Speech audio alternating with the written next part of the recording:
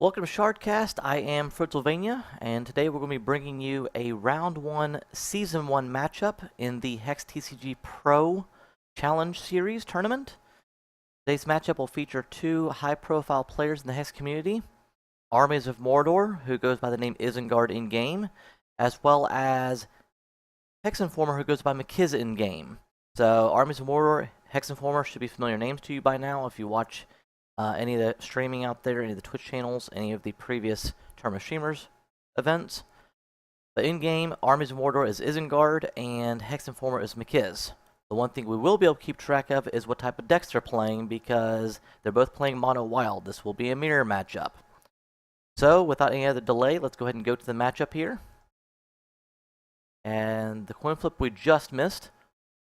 And it looks like McKizz won the coin flip. Isengard will look at his hand, looking at 4 shards, a Crash of Beasts, a Fist of Brigadon, and a Jadim. If you notice, this type of resolution is a little bit different than what we're used to in Shardcast. We actually have the letterbox version with the black lines in the top and bottom. Again, Shardcast is bound by what ratio is used by the player in their Twitch feed. Isengard goes down to 6 cards. Decides to mulligan his first hand, goes instead to 6 cards and 2 shards, Nature's Reign, Battle Beetle, Wildroot Dancer, and Howling Brave. And we get underway. McKizz kept his hand of 7, played a Wild Shard for turn, and a Howling Brave. This ought to be a really interesting matchup, but this being a mirror matchup. Both decks are ramp decks, so we should see some rather quick games here, as both players wish good luck to each other. Isengard draws for turn and draws another Howling Brave, so he'll be able to ramp up fairly quickly here. So, matching boards thus far, a Wild Shard and a Howling Brave for both players. McKizz, if you want to say has an upper hand, has one because he went first. But we'll see if that amounts to anything. McKizz draws a card for his second turn.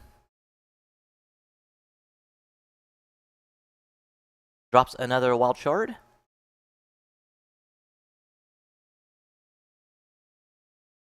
And doesn't play anything in his first main phase. Oh, he's going to swing with his Howling Brave. Let's see if Isengard decides to trade here. I doubt he will. Most people, especially playing Mono Wild, don't like to lose their precious resources, especially in ramp deck. So Isengard will go down to 19. McKizz apparently didn't have a 3-drop to play there to use the Howling Brave to its best potential. Isengard started turn 2, draws another Wild Shard, and will drop that for turn. He will then exhaust his Howling Brave to get another resource and play his Wildroot Dancer, which against another Wild deck is not a risky play. Against a Ruby deck or a Blood deck, that might be risky to leave the Wildroot Dancer out there without activating its ability immediately, because then it's susceptible to burn, susceptible to a murder. But against Mono Wild, not really susceptible much of anything, at least not this early in the game. Passes turn over to McKizz, and drops another Wild Shard, going to 3 resources. And Howling Brave on board. Passes on his first main phase, and passes through the attack step. We'll see if McKizz plays anything second main. Does not, so with 3 resources available and Howling Brave unexhausted on the board, will pass turn back to Isengard. And Isengard pulls a Jadim, so out comes the resource. I'm going to guess another Howling Brave. He uses the Wildroot Dancer's ability to pump his existing Howling Brave on the board up, because that's his only option. Plays another Howling Brave. So he'll be able to get Jadim out next turn. If he draws a resource in addition, he can drop the Jadim using his 2 Howling Braves, and then use the resource to activate his Wildroot Dancer to make Jadim a 7/7 when he hits the board. Go to the attack phase. Isengard swings with a 3/3 Howling Brave and his Wildroot Dancer. No blocks from McKizz, so he'll go down to 15. 19-15 now, the health totals. And McKizz will start his next turn. Turn 4 for McKizz. It's another resource drop. His champion power lights up and he takes it immediately, which is for 5 charge powers, gain 5 health back. And McKizz will drop Jadeem. Beat him to it. But with no resources available to play any other cards, it'll just be a 5/5 flight creature, or flight troop. As he had to exhaust his Howling Brave in order to even play it. Jadeem is a 5/5 flight troop that whenever you cast a non-resource card, Jadeem gains +X permanently based on the cost of that card you just cast. So, yes, Isengard draws a Wild Shard, exhausts his Howling Braves to play Jadeem, and out comes the Wild Shard, activating Wild Root Dancer's ability, so now he'll play the 2/2 on Jadeem. Jadeem is now 7/7. Isengard's champion power also lit up, which is the same champion, so he goes up to 24 health, 24/20. And now this is what we're looking at. Isengard's got 2 exhausted Howling Braves, a 3/3 and a 1/1. A ready Wild Root Dancer and a ready 7/7 Jadeem. McKizz has a Howling Brave and a Jadeem on the board. McKizz draws card for turn, going up to 5. Isengard in hand has a Nature's Reign and a Battle Beetle. You got to assume that Battle Beetle's coming out next turn, which makes Jadeem a 13/13.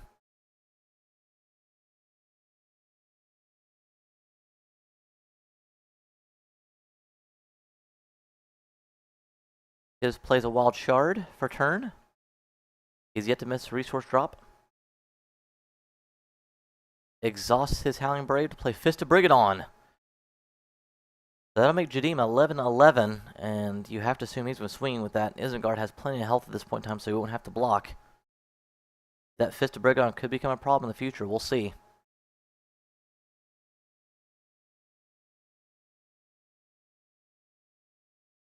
Usually in mono wild matchups, it usually comes down to who wins the coin flip.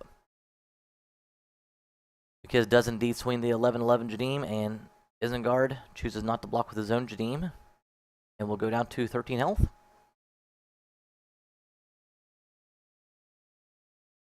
McKizz out of resources will now pass turn.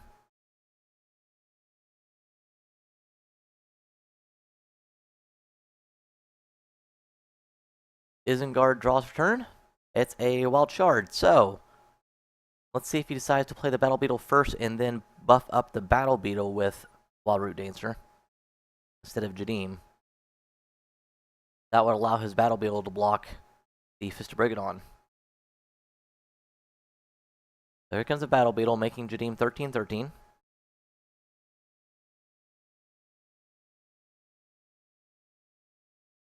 Isengard probably trying to decide where he wants to use his +2/+2 from the Wild Root Dancer.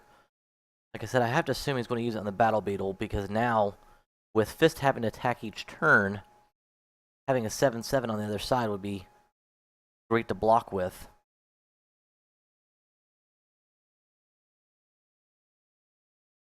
The only thing he has to worry about is, depending on what McKizz plays each turn, his Jadeem may have to chump block McKizz's Jadeem. Because McKizz plays anything more larger than a 2-drop, his Jadeem will then be larger, and Isengard with only 13 health will have no choice but to block. And that will more likely mean game. So I think Isengard's in a rough spot here. We'll see if McKizz is able to draw something of note. He does have 3 cards in hand, so that isn't out of the realm of possibilities that he may have something already in hand. With 5 resources and a Howling Brave, anything's pretty much on the table. McKizz draws for turn. Turn 6.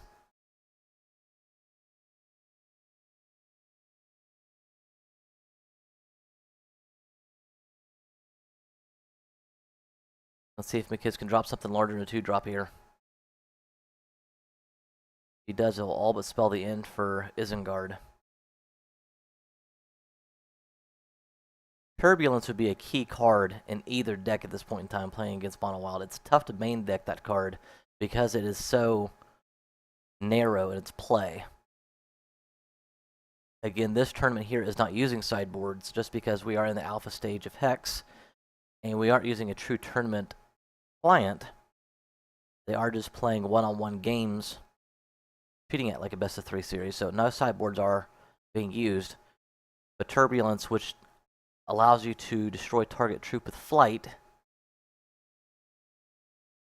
would be a large card in this deck, and especially in this matchup right now. McKizz plays a Battle Beetle, which is a 6-drop, which will make his team a 17/17. That all but spells the end. Of course, we can't count Isengard out because, of course, he still has to draw. And we'll be able to survive this turn, but unless he's got an answer for that Jadeem, he has to block it. And that'll put some serious hurt.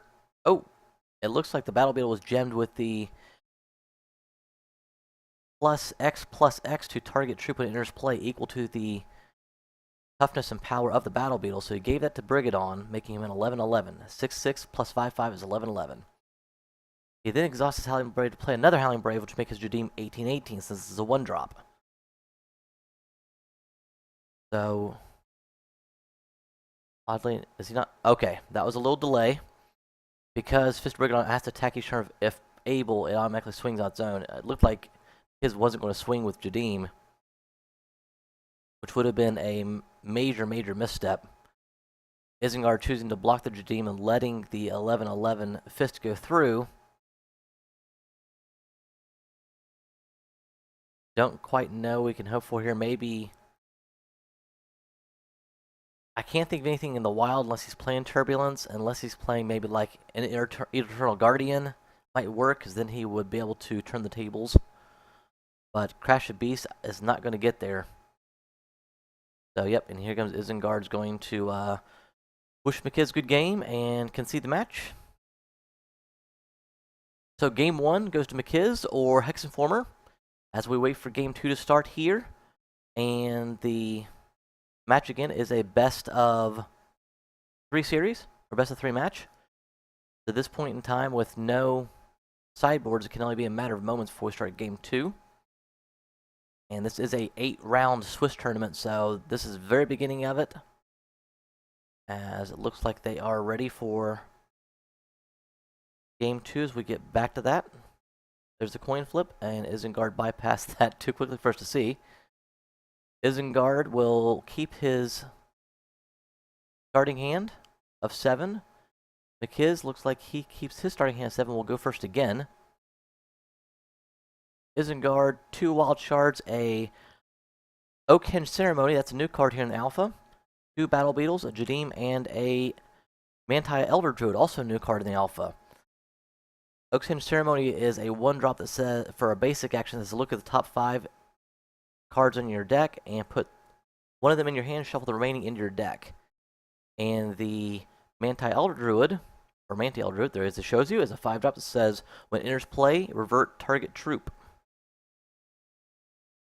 It says you may revert target troop. So I think McKizz is looking at his whole hand, so maybe Isengard does go first here. Again, we weren't able to see the coin flip, so I'm guessing by the way this is shaping up, McKizz is looking at his hand and deciding to mulligan or not. So Isengard, I believe, is on the play.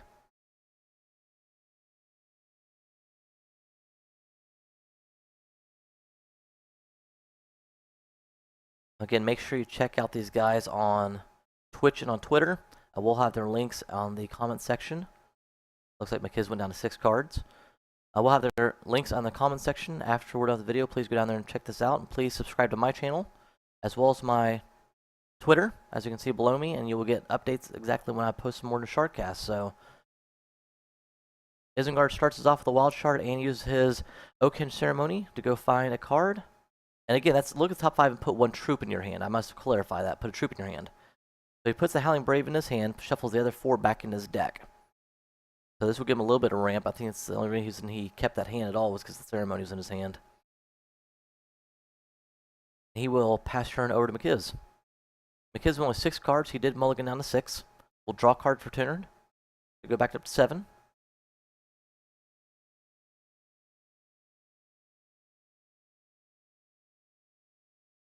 He'll play a wild shard.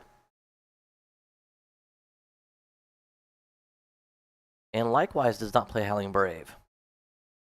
So whereas we had quite a bit of ramp in the first game, we'll slow it down just a tad here in the second game. Although Isengard looks to be ramping this up fairly quickly. As he draws another battle. He's got 3 Battle Beetles in hand now. With a Jadeem, that could be a force to be reckoned with. Especially if he can get there. Because with his Jadeem, all the Battle Beetles will give the Jadeem +6/+6.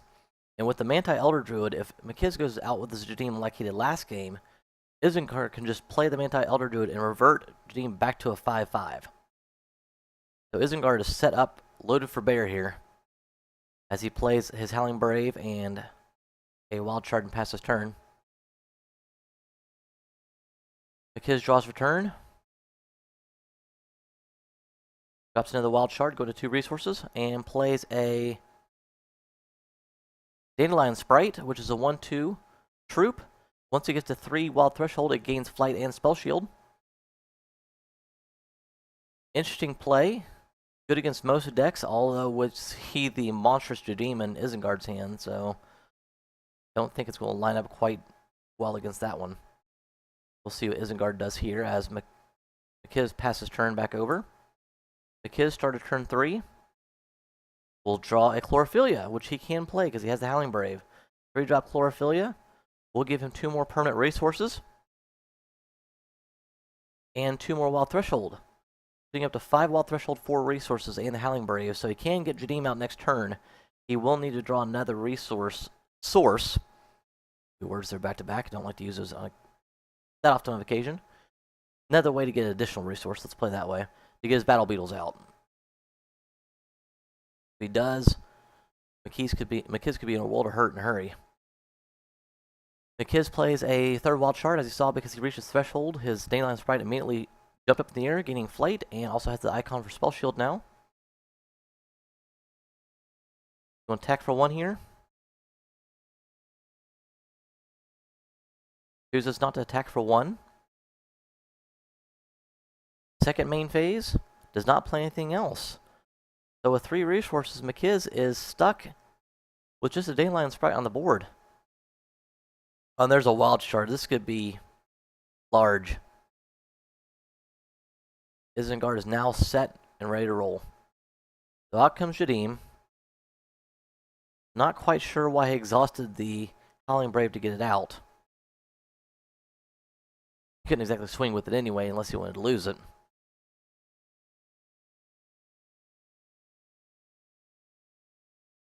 And now Isengard's got a Jadim out on play that's still a 5/5 plus an exhausted Howling Brave. 3 Battle Beetles in hand and a Manti Elder Druid. McKizz has a 1/2 Dandelion Sprite in play. That's it, with 5 cards in hand and 3 resources. McKizz will draw for turn.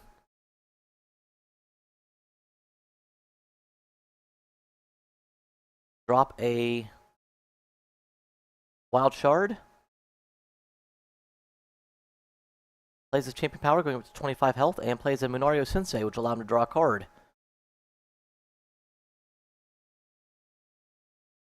This is going to get ugly real quick for McKizz, I fear. Especially if he just can't play anything here, because Isengard's going to play the Battle Beetle next turn, making Jadim an 11/11. The Battle Beetle's got Spell Shield. Can also have Flight, so this could get real ugly real quick. Isengard drawing for turn. Draws a Howling Brave, I'm sorry. To exhaust the Howling Brave he has on board, plays the Battle Beetle. Makes Jadim an 11/11. And now has a 5/5 troop with Spell Shield on the board. McKizz far, far behind here, so we may see a tie matchup here, 1-1, unless McKizz can get something rolling in a hurry. Isengard swings for 11. McKizz shoots chump block here. He's going to wait. He chump blocks here. So down goes the Dandelion Sprite. Oh, a little bit of a... Oh, sorry about that. A little bit of a glitch. My apologies. A little glitch for the feed there. And now Isengard will pass it back over to McKizz.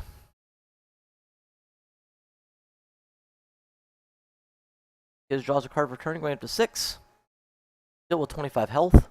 Isengard's at 20. Drops another Wild Shard.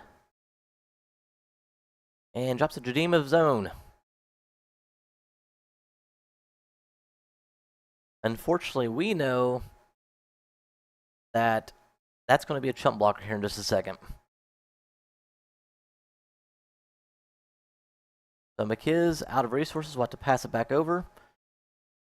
Isengard will probably drop his Battle Beetle and swing with the 17-17 Jadeem and the 5-5 Battle Beetle, forcing Jadeem to block at least one of them. Here comes a Wild Shard. Isengard's champion power now lights up. He has 6 resources, 4 champion charge powers. He's going to use his charge power going up to 25 health. No point in waiting on that one. Exhausts his Howling Brave to play an additional Howling Brave, which will make Jadeem an 18-18. Just for good measure. So we could see the end of the game real quick here. I really don't see McKizz recovering from this one, because he almost has to block here. If he doesn't block, he goes down to 2 health, and I don't understand. I don't know how he can withstand another barrage like this.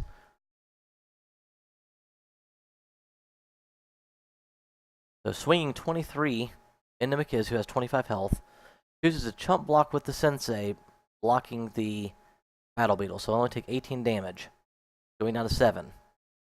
Lunario Sensei leaves the battlefield. So McKizz, facing 5 troops on board next turn, has a 5-5 Jadeem that will have to at least chump block Isengard Jadeem. But with 2 5-5s out there, McKizz is going to need a couple different troops here just to be able to live. Here comes a Battle Beetle, making his Jadeem 11-11. But that's it. Meaning, oh, he's going to make Jadeem a 16-16 with that gem in play, I'm sorry. Either way, that doesn't help, because that's only 2 troops against Isengard's 3. No matter which 2 you choose to block, he's going to get 5, 1, and 1 through, which would be a total of 7, and that would be game.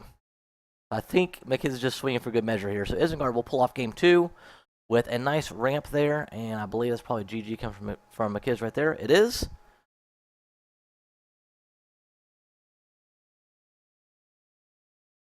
So proving once again in a mono wild mirror that whoever wins the coin flip wins the game. Obviously, that isn't a guarantee, but as we see,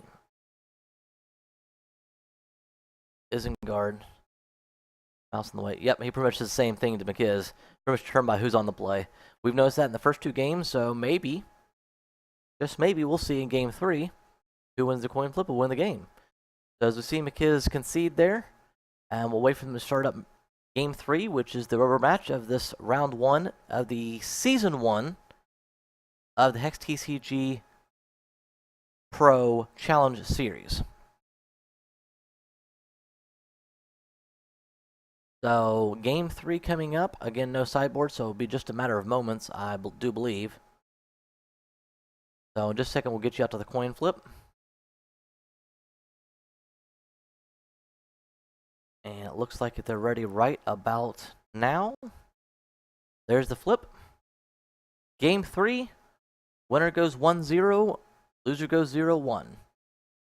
Unless for some odd reason they go to time, but again, on a online format, it's kind of like a chess setup where someone's going to go time before the other one. Isengard keeps his hand of 7, and will go first. McKizz keeps his hand of 7. And this could not be a better setup for Isengard. 2 Wild Shards, 2 Chlorophyllias, a Fist of Brigadon, a Wild Root Dancer, and Howling Brave. Which means, with 1 more shard draw in the next 2 turns, he can get Fist of Brigadon out in turn 3. Which usually, outside of very rare occasions, means a game. That usually means win. So this couldn't have been a better draw for Isengard. I don't want to discount McKizz's deck, because we've seen it put down some brute force in game 1. But throughout the community, usually if you see Howling Brave, followed by Chlorophyll, followed by Fist of Brigadon in your first 3 turns, it usually spells trouble. McKizz drops a Wild Shard for turn, after Isengard started off with a Wild Shard and a Howling Brave. McKizz will not drop a Howling Brave of his own, so he's already going to be behind here, I do believe. Isengard draws for turn. He draws a Battle Beetle. Now he can go either way, either Fist or Battle Beetle on turn 3 if he draws a shard next turn. So we see him exhaust his Howling Brave for the 3rd resource and play Chlorophylla, which will bring his maximum resources up to 4, threshold up to 5. And he'll pass turn.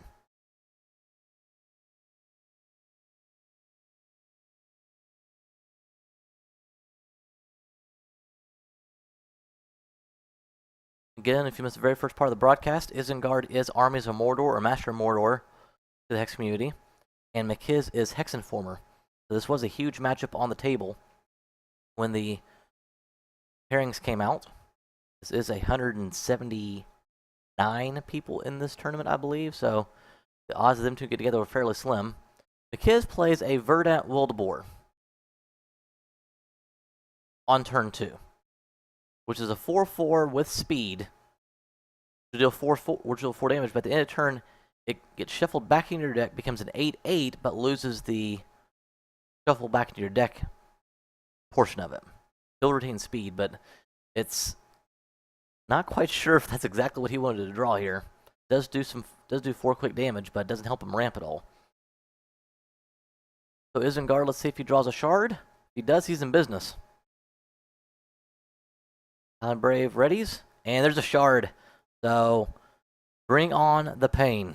Let's see if he chooses to use the Fist or the Battle Beetle. Here comes Fist to break it on.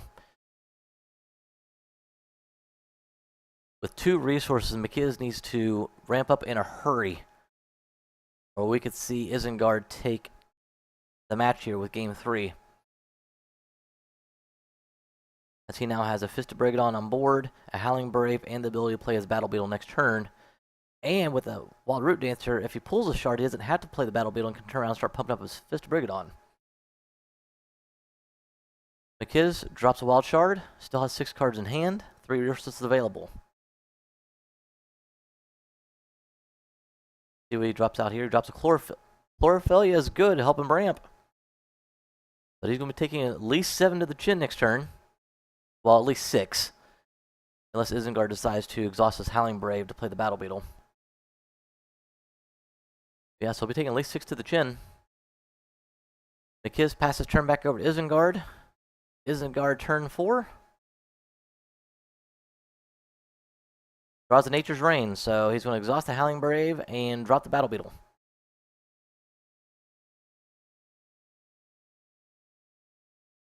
It's getting pretty dark over top of McKizz's end of the table there.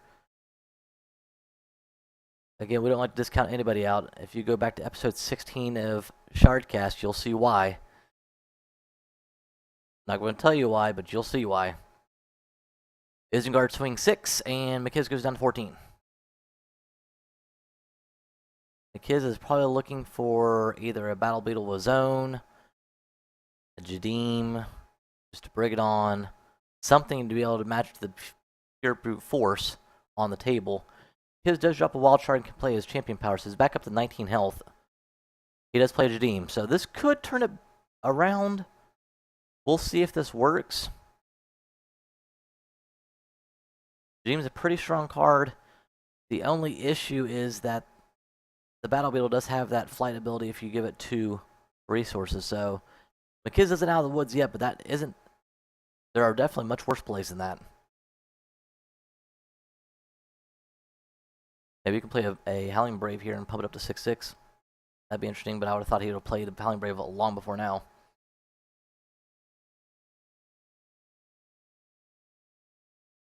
So McKizz will pass turn with 1 resource available and 4 cards in hand. Isengard has that Nature's Rain, Chlorophylla, Wild Root Dancer.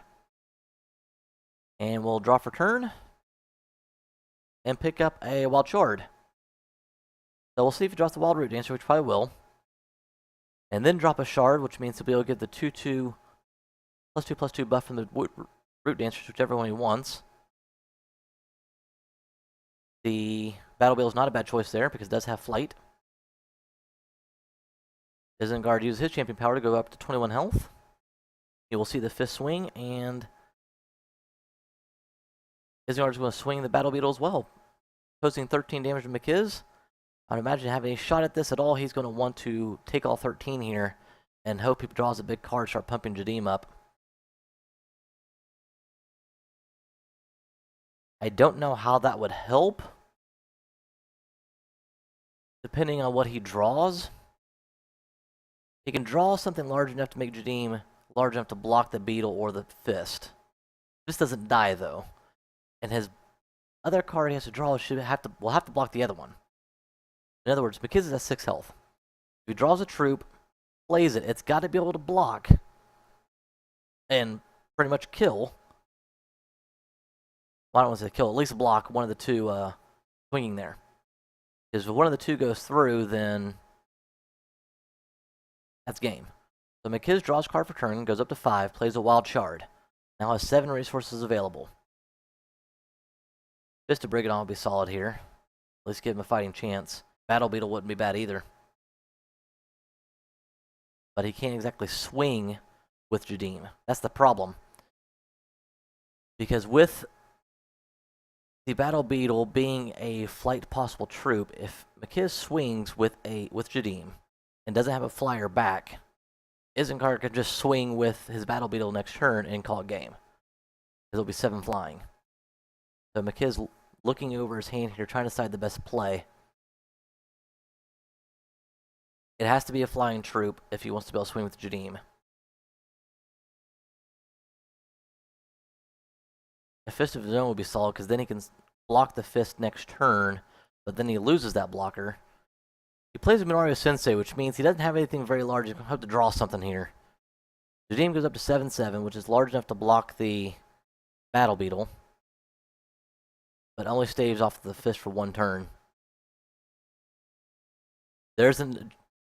yeah, that's not going to work. Jadim is a unique troop. So by playing the second Jadim, it's going to wipe the first one off the board, and that's not quite game, but it might as well be. Because he can chump block the Battle Beetle next turn. No, it won't be. It will be game, because Isengard can swing the house.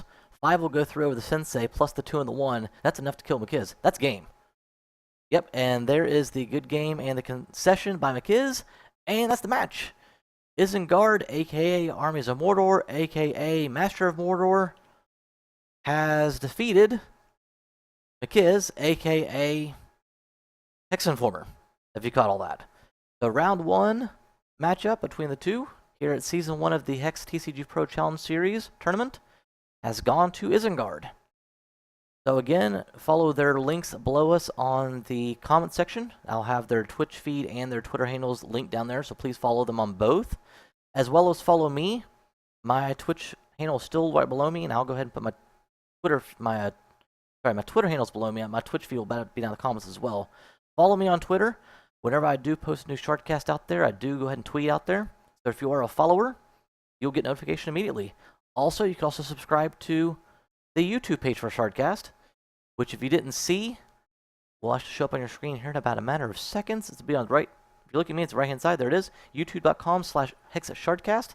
If you subscribe to that channel, you'll get notification immediately as well. So, that's enough of me talking. That was a good matchup between Isengard and McKizz. So until next time, this is Shardcast. I am Pennsylvania, and so long.